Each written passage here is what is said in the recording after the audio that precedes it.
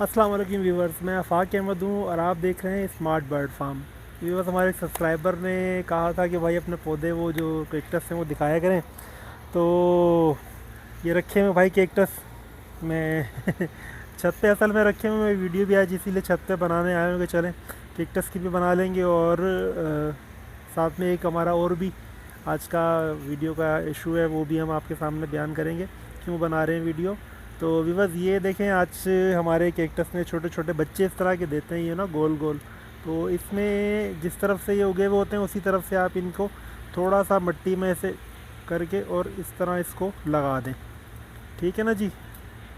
वो मेरा ख्याल में हमारे जो सब्सक्राइबर हैं उनको शौक़ है कैक्टस का, तो मैंने सोचा थोड़ी सी इन्फॉर्मेशन इसके लिए उनको मैं दे दूँ। ये देखें, ये इस वाले पॉट में भी निकला हुआ है छोटा सा, छोटे छोटे इस तरह बॉल से होते हैं ये।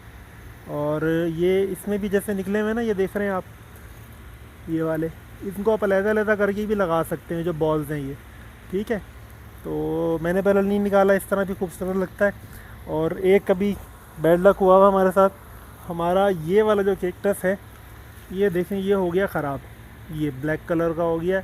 ये असल में ये बोनसाई की जो है ना ट्रे है, इसके अंदर मैंने लगाया हुआ था इसको, तो ये ऊपर छत पे ही रखा हुआ था।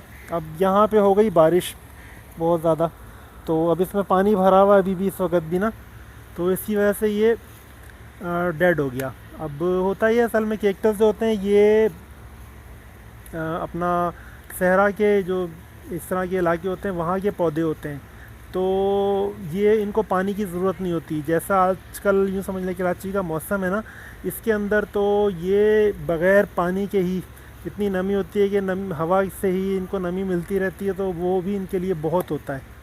ठीक है, तो बहरहाल हमने इसको मैं रीपॉटिंग करूँगा, इसकी दूसरे पॉट में लगाऊँगा, मिट्टी भी इसकी तब्दील करूँगा। तो व्यूअर्स, आज का अब जो हमारा मौजू है उसकी तरफ चलते हैं। तो अभी व्यूअर्स ये है कि आइंदा कुछ वक्त में हमें कुछ चीज़ों की ज़रूरत पड़नी है अपने फार्म के लिए, तो उसकी तैयारी अगर अभी से कर लेंगे तो ज़्यादा बेहतर रहेगा। तो मैं एक चीज़ आपको दिखाना चाह रहा था, क्योंकि अभी यूँ समझ लें कि ब्रीड स्टार्ट हुई है और आगे मौसम कुछ इलाकों में, पाकिस्तान के कुछ इलाकों में मौसम अगस्त के बाद ठंडा होना शुरू हो जाता है। तो उसमें ये होता है कि जो नई ब्रीड आ रही होती है जावा या फिंचेस की, उनको थोड़ा सा सर्दी से बचाव के लिए कुछ ना कुछ इक़दाम करने पड़ते हैं। ठीक है, तो कराची में तो खैर इतना ज़्यादा नहीं होता, लेकिन ये है कि हवा चलती है, परिंदों को हवा से फिर भी बचाना चाहिए। तो व्यूअर्स, मैंने भी एक सिस्टम बनाया हुआ है, अभी तो शाम का टाइम है, मैं वो अभी दिखा नहीं पा रहा हूँ, लेकिन ये है कि मैं वो किस तरह बनाया, मैं उसका एक डेमो आपको दिखा देता हूँ। ठीक है ना, कि उस तरह की एक चीज़ आप भी बना लें और ये आपके परिंदों के लिए बहुत अच्छा रहेगा। देखिए, ये जो फिंचेस होती हैं ना, फिंचेस या जावा, इनके जब बच्चे निकलते हैं तो ये जैसे अपने एवरी के अंदर रखे हुए हैं ना, तो एवरी के किसी एक कोने के अंदर वो बच्चे सारे जमा होकर बैठ जाते हैं। तो उसमें ऐसी जगह पे अगर आप उसको हल्की सी छत इसके ऊपर डाल के और वहाँ पर एक ज़ीरो का बल्ब लगा दें, जस्ट लाइक जैसे लैंप होता है ना, वो नाइट लैंप जो अपना सरहाने पर लोग रख लेते हैं, और उस तरह का लैंप टाइप का हो ना, तो उसमें जैसे ज़ीरो का बल्ब, छोटा सा बल्ब लगा होता है, इस तरह का बल्ब लगा दें, बच्चे उसके नीचे बैठ जाते हैं। ये अगर इसका सही वो एक वो देखना हो आपने, तो ये पोल्ट्री फार्म्स होते हैं ना, उनके अंदर उन्होंने अपने जो चूज़े निकलते हैं उनके लिए वो उस तरह की वो बनाई हुई होती है, इस तरह गोल सा वो बनाया होता है और उसके अंदर बल्ब लगा होता है। तो जो चूज़े होते हैं वो उसके नीचे ही जमा रहते हैं। जो न्यू बॉर्न बेबीज़ होते हैं ना, बिल्कुल छोटे छोटे जो चिक्स होते हैं, उनको वो उनके लिए लगा देते हैं, और वो चूज़े जब तक वो थोड़ा सा यूँ समझ लें कि बड़े नहीं होते, वो उसके नीचे ही ज़्यादा टाइम गुजारते हैं। तो उसके लिए एक तो वो तरीका है, या फिर मेरे पास एक देसी मैं आपको बतला देता हूँ जो मेरे अपने पास अभी मौजूद है। ये देखिए, ये एक दराज है, ठीक है ना, बड़ी दराज है, ये नज़र आ रही होगी आपको। ठीक है, इसका ये हिस्सा हमने निकाल दिया है। अब इसको इस तरीके से करके रखना है हमने अपने फार्म में ना, ताकि ये एक साइड इसकी खुली रहे और बाकी साइडों से ये बंद रहे। ठीक है, और यहाँ पर हमने इस जगह पर इसमें हमने बल्ब लगा देना है, ज़ीरो का लगा दें, एक लगा दें या दो लगा दें, इस तरीके से लगा दें। ठीक है ना, जब हम इसको कोने में रख देंगे तो कुछ टाइम तो थोड़ा सा बच्चा डरते हैं, लेकिन उसके बाद इसके नीचे आके बैठना शुरू हो जाते हैं।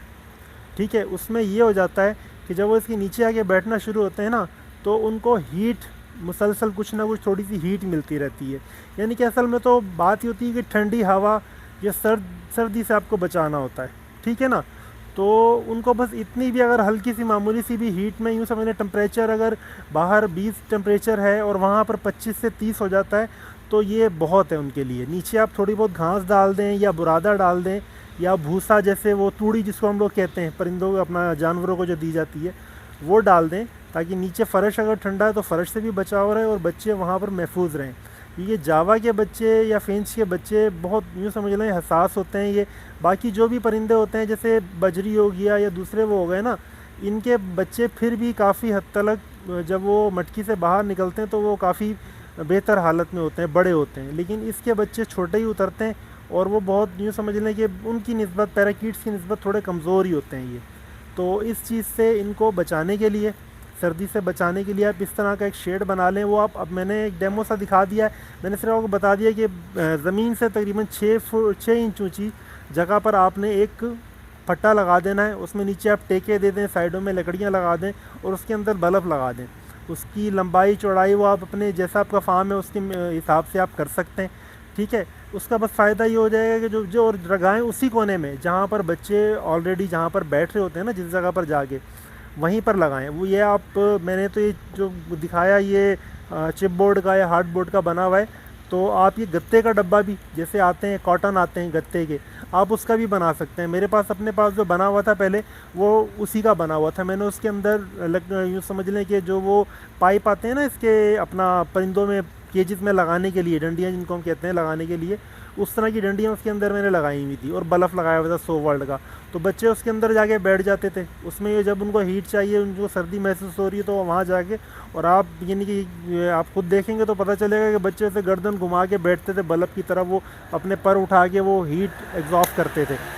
तो ये बहुत यूँ समझ लें फ़ायदेमंद रहता है। उसमें ये बच्चों की एनर्जी वगैरह, जो विटामिन डी तो उसको नहीं कह सकते, लेकिन ये कि जितनी उनको हरारत चाहिए होती है अपने जिस्म के लिए, वो कम से कम उनको वहाँ से मिल जाती है। क्योंकि अभी आपको पता है मौसम ऐसा चल रहा है, पूरे पाकिस्तान में ही बारिशें चल रही हैं, मानसून चल रहा है, सूरज उस तरह नहीं निकल पा रहा, तो उस सूरत के अंदर चिक्स के लिए बड़ा मुश्किल होता है सर्वाइव करना, ठीक है ना। और बहुत से बड़े बड़े फार्मर्स में मैं यानी कि यूँ समझने में राब्ते में रहता हूँ, तो तकरीबन जो भी फार्मर हैं यहाँ करीब करीब में, सबका यही मामला ये है, किसी के पास यूँ समझ लें 10 बच्चे मर गए, किसी के पास 20 मर गए, किसी के पास 50 मर गए। यही मामला चल रहा है क्योंकि धूप नहीं निकल रही है। धूप का ऑल्टरनेट बनाना बहुत यूँ समझ लें कि महंगा भी पड़ जाता है अगर आप बहुत ज़्यादा उसमें जाते हैं। बहरहाल ये है कि सिर्फ चिक्स को आप महफूज कर लें, तब भी यूँ समझ लें आप काफ़ी नुकसान से बच सकते हैं। क्योंकि असल में जो हमारे पास हमारे इस बर्ड बिज़नेस की जो ग्रोथ होती है वो इनके चिक्स ही होते हैं। अगर आप इनको बचा सकते हैं तो यूँ समझ लें कि आप नुकसान से बच सकते हैं। तो व्यूअर्स, ये हमारी आज की वीडियो थी। और भाई, मैंने एक भाई साहब की फरमाइश पे कैक्टस का, उन्होंने बोला था कि आप पौधे दिखाएं, तो मैंने अपने पौधे भी दिखा दिए, ठीक है। तो इसी के साथ अल्लाह हाफिज़। इंशाल्लाह नेक्स्ट वीडियो में फिर मिलेंगे और देखते रहिए हमारे चैनल को। अल्लाह निगहबान।